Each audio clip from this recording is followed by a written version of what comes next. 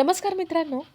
तर विसरू नको तू मला या मालिकेच्या 23 ऑगस्ट रविवारच्या दिवशी आपल्याला असं बघायला मिळतं आहे की वैदेही सूर्याला राजीनामा दाखवते. वैदेही म्हणते, सूर्या हा माझा राजीनामा.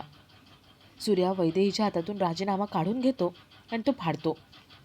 सूर्या म्हणतो, डॉक्टर मॅडम, तुम्ही तुमच्या आयुष्यात कितीही आणि कुठलेही निर्णय घेतले ना तरी मला प्रॉब्लेम नाही, पण तुम्ही हा जो काही निर्णय घेतला आहे ना तो मला अजिबात पटला नाही. तुम्ही माझ्यापासून लांब जाऊ शकत नाही, तुम्ही इथेच राहणार. आणि आता काहीही झालं तरी मी गप्प बसणार नाही. तुम्ही इथे राहण्यासाठी मी सगळं काही करायला तयार आहे.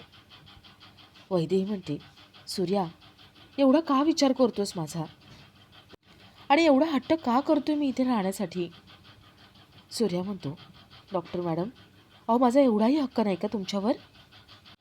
तर इथे वरद आपल्या आईला म्हणतो, आई काहीही कर, पण वैदू इथे थांबलीच पाहिजे.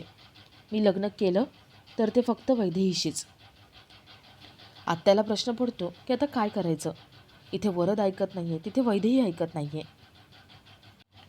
तर इथे वैदेही सूर्याला म्हणते, सूर्या तू एक राजीनामा फाडलास, आता दुसरी घेऊन येते आणि राजीनामा देऊन टाकते.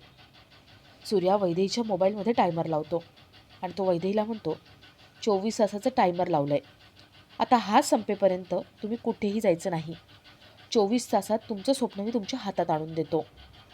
सूर्या तिथून निघून जातो. वैदेही आपल्या मोबाईलकडे बघत असते. आता 24 तासात सूर्या वैदेहीला तिचं स्वप्न कसं परत आणून देतोय हे बघणंही तेवढंच इंटरेस्टिंग असेल. तर या सगळ्याची सुरुवात अशी होतीये की वैदेही इथे चक्कर येऊन पडते आणि तिच्या तोंडात फक्त सूर्याचं नाव असतं. हॉस्पिटलमधले सगळ्या नर्स वैदेहीला उठवण्याचा प्रयत्न करतात, पण वैदेही बेशुद्ध अवस्थेत सूर्याचं नाव घेत असते. तर इथे सूर्या भाईंशी बोलायला येतो. आता भाईच आपल्याला 40 लाख रुपये देऊ शकतात आणि भाईच आपला प्रॉब्लेम सॉल्व्ह करू शकतात, म्हणून तो भाईंकडे येतो. पण भाई आपल्या कामात असतात. सूर्या भाईंकडे विषय काढूच शकत नाही आणि तेवढ्यात त्याला आरोग्य केंद्रातून फोन येतो आणि सूर्याला समजतं की वैदेही चक्कर येऊन पडली आहे. ती सूर्याचंच नाव घेते. सूर्या धावत पळत तिथून निघतो. तर इथे वैदेही आरोग्य केंद्रात शुद्धीवर आलेली असते, पण तिचं टेन्शन तसंच असतं. वैदेही रडत बसलेली असते. सूर्या तिथे येतो आणि वैदेहीला रडताना बघतो. सूर्याच्याही डोळ्यात पाणी येतं. पण आता आपण हार मानायची नाही. वैदेहीला पुन्हा एकदा आत्मविश्वास मिळवून द्यायचा म्हणून सूर्या आपले डोळे पुसतो आणि वैदेहीकडे येतो. तो वैदेहीला हसवण्याचा प्रयत्न करतो. वैदेही काही हसत नसते. सूर्या म्हणतो, डॉक्टर मॅडम, मला माहिती आहे तुमच्या आयुष्यात खूप उलथापालथ झाली आहे, पण म्हणून हार मानायची नाही.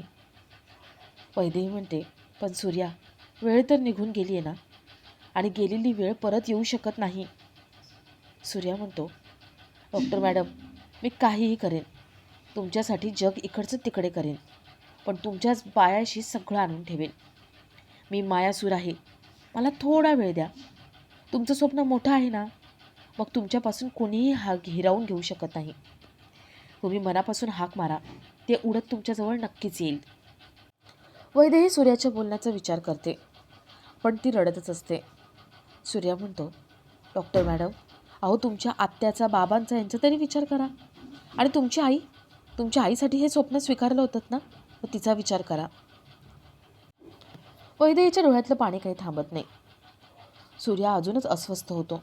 सूर्या म्हणतो, डॉक्टर मॅडम, मी सगळं सहन करू शकतो, पण तुमच्या डोळ्यातलं पाणी नाही बघू शकत. आता मला स्वतःचाच राग यायला लागलाय. मी सगळं करू शकतो, पण तुमचं स्वप्न तुमच्याजवळ आणून देऊ शकत नाही. नाही, पण आता मी हार मानणार नाही. तुम्ही जरी हार मानली ना तरी मी नाही. आता काहीही झालं तरी तुमचं स्वप्न मी तुम्हाला देणारच, आणि जोपर्यंत मी तुमच्या इच्छा पूर्ण करत नाही तोपर्यंत आता मी गप्प बसणार नाही. सूर्या तिथून निघतो. तर थोड्या वेळाने सूर्या ऑफिसमध्ये येतो आणि सूर्या डॉक्टर मॅडमची जी काही अवस्था होती त्याबद्दल मित्रांना सांगतो. वैदेहीचा तो असा रडका चेहरा त्याला बघवला जात नव्हता. आता वैदेहीसाठी काहीतरी करावंच लागेल, पण काय करायचं या विचारात तो असतो. तेवढ्यात तिथे एक माणूस येतो आणि सूर्याला नवीन कंपनीचे पेपर्स देतो. भाईंनी ते पेपर्स त्याला द्यायला सांगितलेले असतात. सूर्या ते पेपर्स ठेवत असतो आणि तो माणूस सांगतो की त्या फाईलमध्ये कसलं तरी चित्र आहे.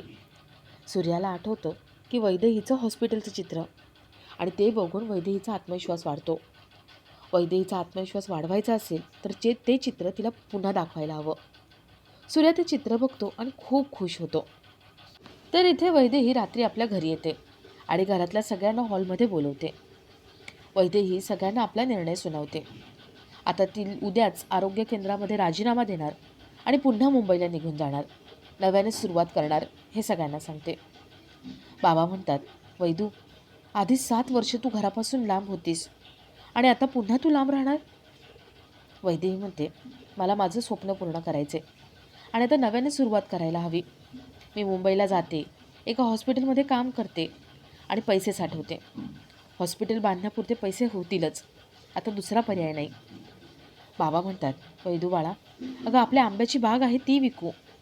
वैदेही म्हणते, नाही बाबा, आईचं एक स्वप्न पूर्ण करण्यासाठी दुसरं विकायचं नाही.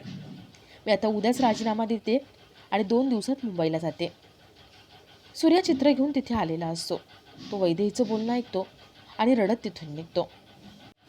थोड्या वेळाने सूर्या एका ठिकाणी येऊन बसतो आणि आज वैदेहीचं बोलणं त्याला सारखं आठवतं.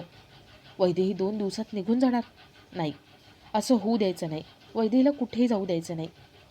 सूर्या डोळे पुसतो आणि पुन्हा वैदेहीला भेटायचं ठरवतो. तर दुसऱ्या दिवशी वैदेही आपला राजीनामा देण्यासाठी आरोग्य केंद्रात येते. वैदेही आपल्या केबिनमध्ये येते. सूर्या वैदेहीच्या खुर्चीवर बसलेला असतो आणि सूर्या असं दाखवतो की तो डॉक्टरच आहे. वैदेही आतमध्ये येते. सूर्या विचारतो, काय झालंय, काय आजार झालाय तुम्हाला सांगा. वैदेही म्हणते, तू इथे काय करतोयस आणि मला कसला आजार झालाय. सूर्या म्हणतो, डॉक्टर मॅडम, अहो तुमच्या मनात आजार आहे, तुमच्या डोळ्यातून दिसतंय. तुम्हाला बरंच काही सांगायचे पण तुम्ही सांगू शकत नाही आहे. मला कळतंय हां, तुमच्या डोळ्यात बघून तुमचा त्रास सगळाच कळतोय.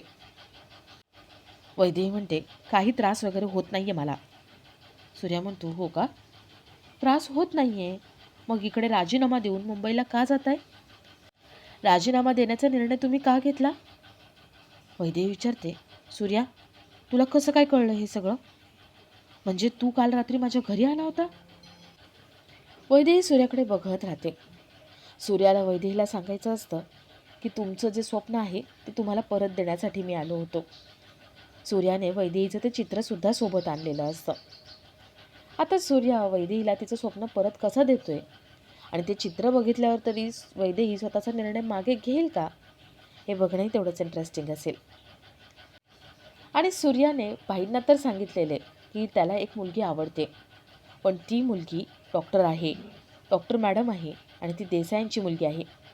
हे ऐकल्यानंतर भाईंची जी रिॲक्शन असणार आहे तीही बघण्यासारखी असेल.